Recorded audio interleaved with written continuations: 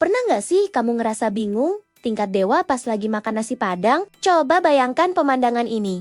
Di piringmu ada nasi putih segunung yang masih ngebul, sepotong ayam pop atau daging rendang bumbu pekat, rebusan daun singkong, siraman sayur nangka, plus kuah gulai kental yang melimpah ruah sampai banjir. Tapi pas kamu jalan ke kasir, nyiapin mental buat bayar mahal, kamu malah cuma disuruh ngeluarin selembar uang 10 ribuan. Secara logika, ekonomi dasar, ini sama sekali nggak masuk akal sehat. Harga daging sapi murni di pasar aja udah ratusan ribu per kilo. Harga cabai dan bawang merah sering naik turun liar kayak roller coaster. Belum lagi tagihan listrik, gas kompor komersial yang nyala seharian, sampai biaya sewa ruko yang makin mencekik. Terus, si bos warung Padang ini dapat untungnya dari celah mana? Apa mereka jualan murni buat sedekah amal jariah?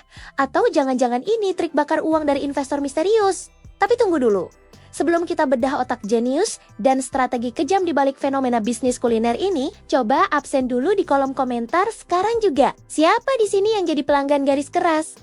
Atau pernah nyelamatin perut akhir bulan di rumah makan Padang serba 10 ribu? Terus terang aja, lauk andalan apa yang paling sering kalian pesan? Tulis di bawah sekarang juga. Mari kita lihat seberapa besar pasukan pejuang budget ngepas di channel ini. Udah nulis? Oke, siapkan catatanmu. Karena kita akan langsung membongkar rahasia dapur mereka yang sebenarnya bikin restoran bintang 5 keterkati dan mati kutu. Banyak orang meremehkan eksistensi warung Padang 10 ribu ini. Kompetitor sering ngetawain dan meramal, paling 6 bulan lagi juga bangkrut. Mana nutup modalnya? Faktanya, mereka malah makin menggurita. Buka cabang di mana-mana, merajai setiap sudut jalanan kota, dan bosnya santai gonta-ganti mobil. Ini bukan kebetulan atau anomali ekonomi, bosku. Ini adalah masterclass eksekusi strategi manajemen operasional tingkat dewa yang sangat terencana. Mari kita kuliti 6 pilar rahasia utama mereka. Rahasia pertama, smart buying dan manipulasi rantai pasok pemilik jaringan rumah makan. Padang 10 ribu ini nggak pernah belanja di pasar eceran, menawar harga 1.000-2.000 sama ibu-ibu pedagang sayur. Mereka mainnya di level supply chain atau rantai pasok paling hulu. Karena mereka punya banyak cabang yang perputarannya cepat, mereka berani potong kompas menemui produsen pertama. Mereka beli bahan baku langsung ke petani cabai di pegunungan, peternak ayam lokal, atau memborong langsung dari tempat jagal sapi dalam volume tonase raksasa. Mereka pakai sistem kontrak. Mati! Saya pastikan ambil ayam 100 ekor dan cabai 50 kilo tiap hari ke kamu. Tapi harganya kunci di titik paling bawah sepanjang tahun dengan membunuh peran tengkulak dan distributor perantara. Modal dasar bahan baku mereka bisa 30% sampai 40% lebih murah dari harga pasar no rumah makanal yang dibayar oleh restoran lain. Rahasia kedua, hukum zero waste di dapur pantang buang bahan. Kalau kamu makan di restoran Padang premium, estetika itu nomor 1. Sepotong daging rendang bentuknya harus kotak sempurna dan simetris. Kalau ada potongan yang miring, sobek, atau sisa ujungnya, biasanya langsung dibuang. Atau sekadar jadi lauk makan siang karyawan.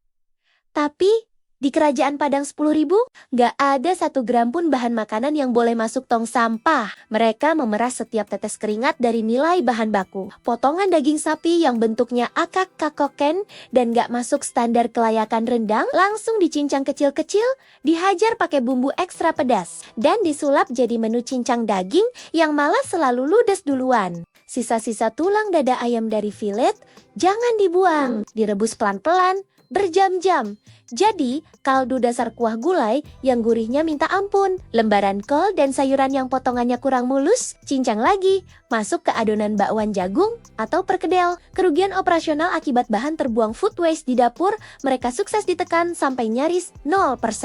Rahasia ketiga, operasional pasukan Spartan, ramping, dan ganas. Restoran Padang tradisional yang legendaris itu bangga dengan sistem hidang. Begitu kamu duduk, pelayan akan datang pamer skill bawa belasan piring bertingkat-tingkat di tangannya untuk dihampar di mejamu. Keren sih, tapi ini butuh biaya besar. Butuh banyak pelayan lantai, butuh tukang cuci piring yang gesit nyuci ratusan piring kecil tiap jam, dan butuh ruang meja yang lebar. Nah, rumah makan Padang 10 ribu menghancurkan tradisi mahal itu. Mereka mengadopsi sistem semi-fast food bergaya pesan bayar ambil, karyawannya cuma 3 atau 4 orang.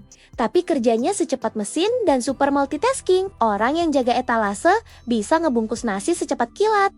Lalu dengan tangan yang sama, nerima duit kembalian jadi kasir. Bahkan, banyak yang sengaja bikin sistem self-service nasi ngambil sendiri sepuasnya di Magicom raksasa. Dengan memangkas sistem hidang dan pelayan meja, mereka memotong biaya overhead gaji karyawan secara brutal hingga 60%. Rahasia keempat, psikologi etalase kaca magnet mata. Pernah sadar nggak? Kenapa etalase warung Padang selalu ditaruh di bagian paling depan?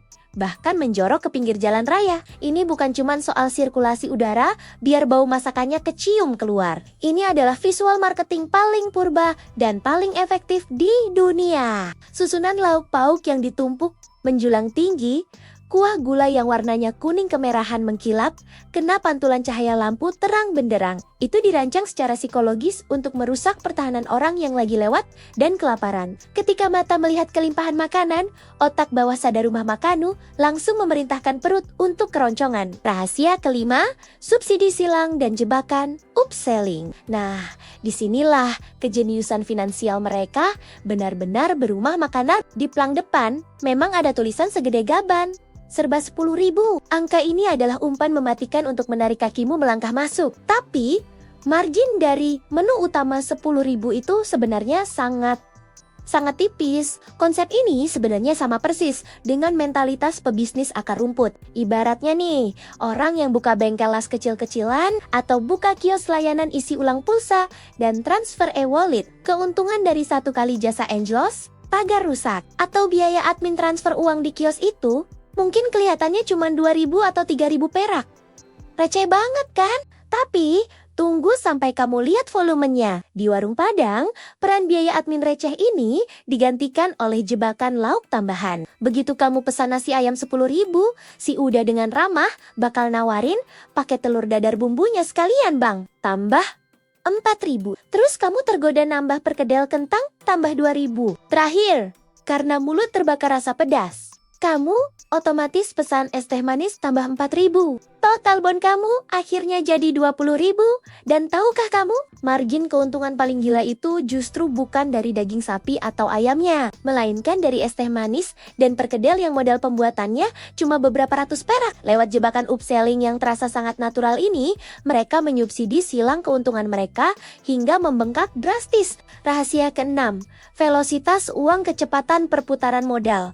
Ini adalah pukulan knockout dari bisnis ini. Seperti yang saya bilang tadi, untung bersih dari seporsi nasi Padang standar, mungkin cuma Rp1.500 per piring. Angka ini sering bikin pebisnis pemula mundur teratur. Tapi masalah utamanya bukan di besaran nominal, bosku, melainkan di kecepatan. Kalau sehari warung itu diserbu 600 orang, mulai dari kuli bangunan, mahasiswa, sampai karyawan kantoran, berarti Rp1.500 dikali 600 porsi, sama dengan Rp 900.000 keuntungan bersih sehari. Dan yang paling penting, semuanya dibayar cash hari itu juga. Uang tunai segar ini mengalir deras tiap sore.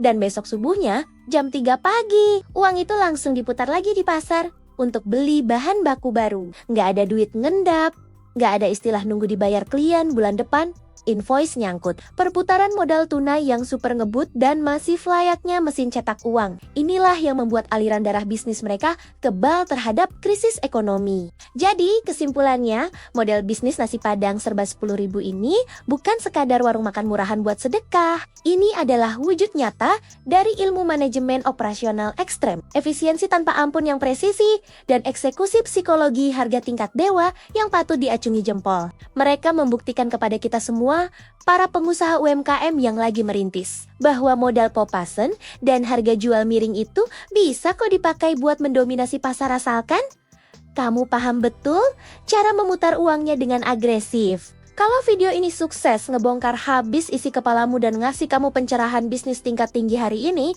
jangan pelit buat klik tombol like, tekan tombol subscribe biar channel ini makin berkembang. Dan share video ini ke teman atau grup WhatsAppmu yang lagi pusing 7 keliling nyari ide buka usaha. Sampai jumpa di episode bongkar rahasia bisnis selanjutnya. Tetap semangat dan terus gaspol bosku.